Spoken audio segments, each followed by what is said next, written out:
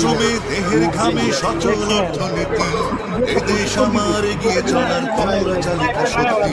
নিজের রক্ত পানি করে পাঠাও রেমিটেন্স, আমরা কখনো ভাবি না তা ভাবতে লাগে সেন্স।